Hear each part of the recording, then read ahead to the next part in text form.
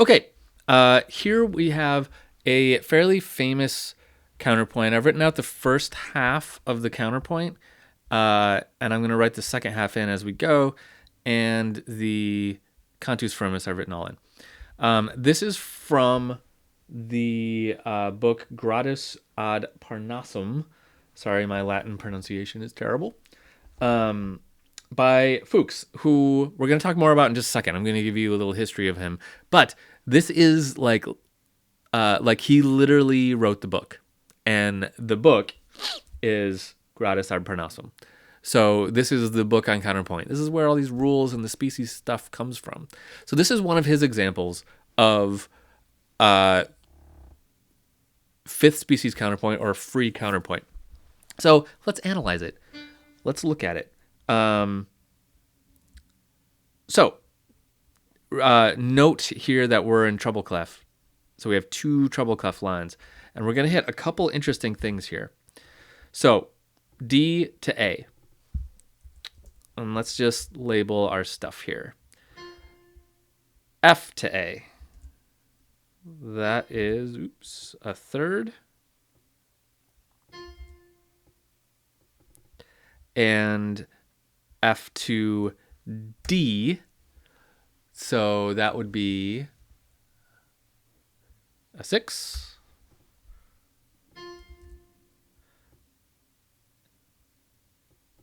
F to E would be a 7th, and F to F would be a unison. Well, that is kind of goofy, but we'll say it's allowed because he wrote it.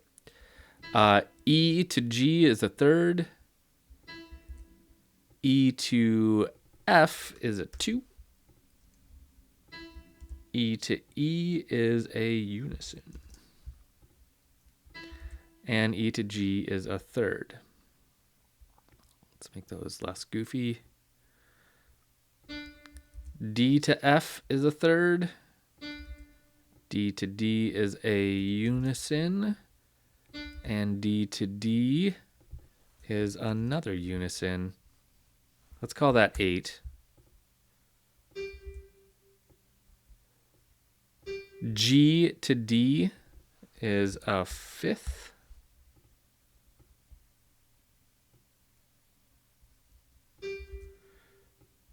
G to C is a 4th. Now G to B flat is a third, a minor third, but a third nonetheless. So we're just going to kind of ignore that flat for the moment. And G to G is a unison. And then let's do the downbeat here. F to A is a third. Okay, so let's look at what we've got here. We have a 5-3 here, so not technically a suspension because a 5-3 suspension is not a thing, and it does not resolve like a suspension. It would have to resolve down. As a consonant suspension, it could resolve up if it was the right kind, but it's not. So it's not a suspension, it's just a tied note, and that's okay in fifth species counterpoint and free counterpoint because we would treat it just as a note with a duration of 3 beats, right? So now we have a third, 6, 7, and 8. Now this bar is really interesting because we have consonant, consonant, dissonant, consonant. So we've got a dissonant right on the halfway point, which according to Fuchs in fifth species counterpoint can be allowed in a scale pattern. So all kinds of weird little exceptions here. I would consider that to be dangerous. So I wouldn't do that if you were writing an assignment for a teacher. But, he wrote the book. He's allowed to do it. So now we have 3, 2, unison, 3. So dissonance on beat 2, that's allowed.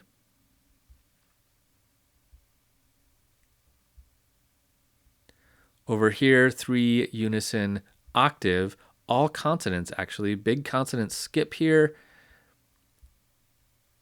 And then another suspension looking thing, but not technically a suspension, even though it resolves down, we wouldn't call it a 5/4 suspension. That's not really a thing.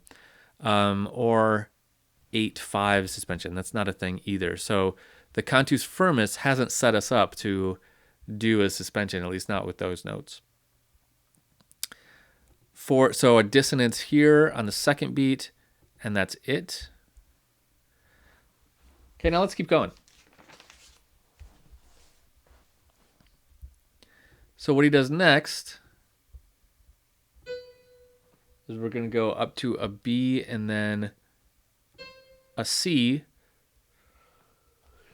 And then he's going to tie that C over, and now he's going to do an F and tie that over. I'm going to go backwards and get those ties in a second.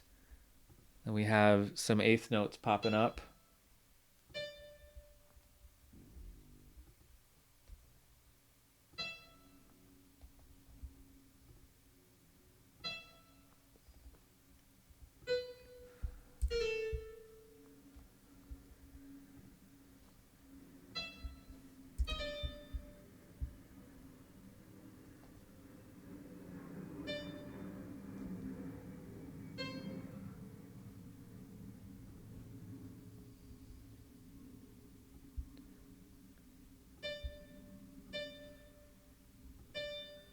Okay, oops. Let's go back and add all those ties that I skipped over.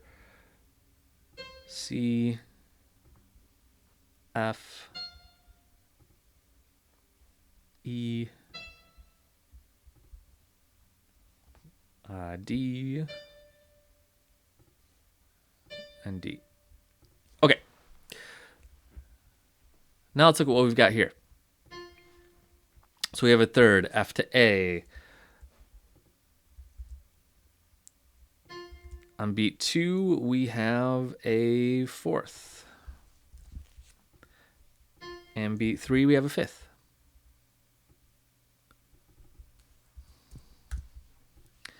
Okay. Now tied over from A to C, we have a third.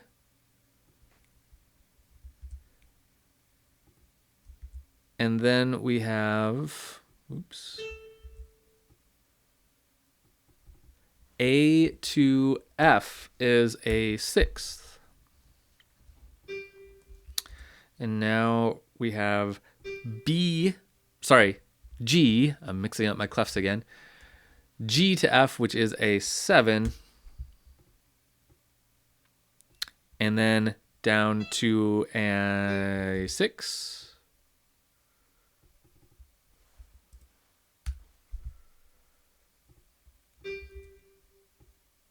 And a 5 on that 8th note.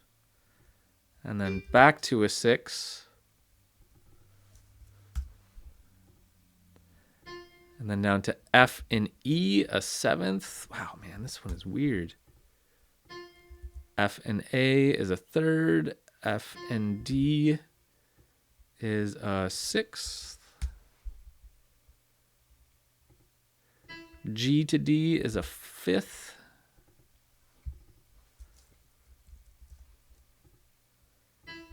And then here we have our leading tone heading out because we're in a minor key. We're actually in a mode. We're in Dorian here.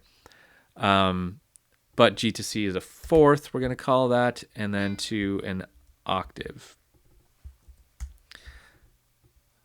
Okay, so let's look at what we've got here. So I think this is where we left off. 3, 4, 5. So dissonance here, that's okay. 3, 6, both consonants is to a 7, resolving down. Not a suspension though, because it goes from a consonance to a dissonance. Suspension would have to be the opposite. 7, 6 could work. 6, 5, 6, we could call this a neighbor tone, even though it's a consonant. These are all consonants. We could call it a neighbor tone here. To a 7 on a downbeat through a sustain. Wow, that's really surprising that he's going to allow that. But he does. Interesting. I wouldn't do that if I was you in your counterpoint examples. To a 3, to a 6, consonants, consonants, dissonance here, but this one is clearly allowed because we're raising our leading tone to get us back to tonic there. So that one is okay for sure. So he breaks a lot of rules here. You know what's another big rule that he breaks? Is voice crossing. Check it out. Right here, F, that's right there. Those two notes are the same note. So right here, this note and this note, this D and E, are underneath that. That is a voice crossing. Here's a unison, so that's not. I thought I saw another one in here. Nope, that's it. But yeah, big voice crossing right there. That would not be allowed by a lot of teachers' rules. Different teachers have different amounts that they prescribe to exactly how he wrote. Some of these accented notes with dissonances, I would mark incorrect on a paper, but he's going pretty far with it. But that's the interesting thing about the guy that wrote the book. Let's hear it and see what we think.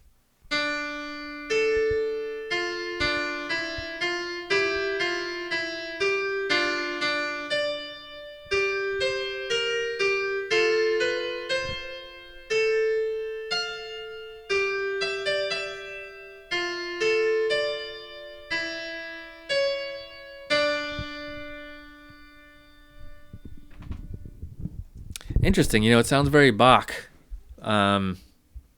So, clearly, Bach knew this stuff, obviously, like nothing else. Okay, let's jump to another video, and I want to tell you a little bit more about this guy.